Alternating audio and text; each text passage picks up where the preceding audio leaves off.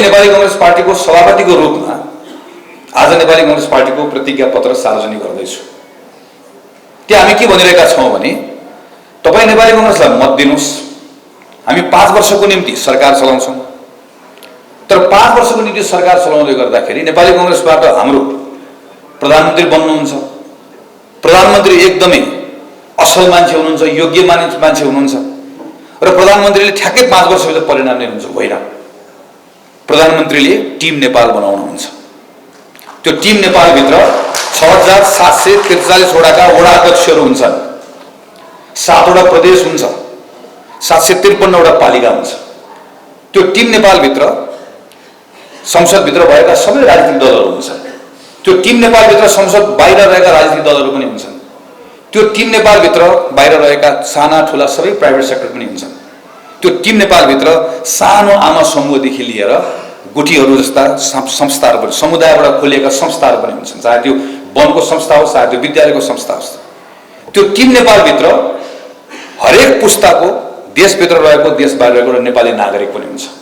त्यो करोडौं संख्यामा रहेको नेपाली नागरिक पनि राष्ट्र निर्माणको क्रममा त्यो लिडरको काम भनेको त प्रत्येकसँग योग्यता छ, क्षमता छ, केही गर्न चाहन्छ, त्यो एनर्जी निकाल्ने हुने, त्यसलाई जोड्ने हुने त सबै समुदाय टिम नेपाल भित्र आबद्ध हुन्छ। र यो टिम नेपालले एज अ टिम काम गर्छ, टिम स्पिरिटका साथ काम गर्छ र 5 वर्ष देशलाई कुनै दुर्घटनामा पर्न नदिकन सम्हालेर सुधारको जुन भोग छ, छटपटाट छ, त्यसलाई सम्बोधन गर्छ। यो कांग्रेसको प्लेज हो।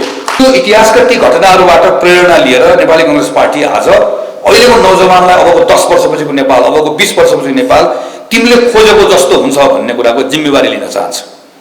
त्यसैले सबभन्दा पुरानो पार्टी पनि यही हो, सबभन्दा नयाँ पार्टी पनि यही। यही तपाईले यो सन्देश तल्लो तहसम्म लगिदिनु पर्नेछ, तल लगेर पुर्याइदिनु पर्नेछ। हामी यो 5 वर्षको एउटा पल नेपालको हितमा प्रयोग होस् भन्ने चाहन्छौँ।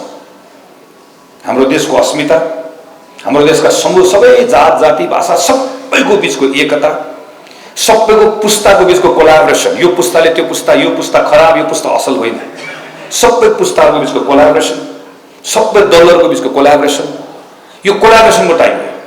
हामी सबैलाई मिलाएर लिएर जान चाहन्छौँ। यो 5 वर्ष नेपालमा अब कुनै पनि दुर्घटना हुनुहुन्न। फेरि अर्को वर्ष भाद्र 21 र 23 गते आउँछ नि त, 2082 साल नहो, यो 83 मा फेरि आउँछ। अब अर्को भाद्र 23 नेपालमा हुनुहुन्न, भाद्र 24 पनि नेपालमा हुनुहुन्न, गोली पनि चल्नुहुन्न, नियत केटाकेटी मारेर पनि हुन्न, सिंहदरबार पनि चल्नुहुन्न। समानमा पर्यो नि यसलाई। नेपाललाई अहिले के चाहिएको? नेपाललाई अहिले सुधार चाहिएको। सुधारको ग्यारेन्टी लिएर हामी रोपिएका छौँ, संकल्प लिएर, योजना लिएर, कुन दिन के गर्ने, प्रत्येक दिन एक पल नेपालको यो 5 वर्ष खेर फाल्नुहुन्न। देश बनाउन माओवादी पनि चाहिन्छ, यो देश बनाउन राष्ट्रपा पनि चाहिन्छ, यो देश बनाउन जसपा पनि चाहिन्छ, सबै चाहिन्छ। सबको आफ्नो स्पेस हुन्छ, सबैलाई मिलाएर लिएर जानुपर्छ। त्यो मिलाएर लिएर जाने राजनीति आजको दिनमा नेपाली कांग्रेस पार्टीले गर्छ, गर्न सक्छ। हामी त्यो विश्वास र भरोसा दिलाउन चाहन्छौँ।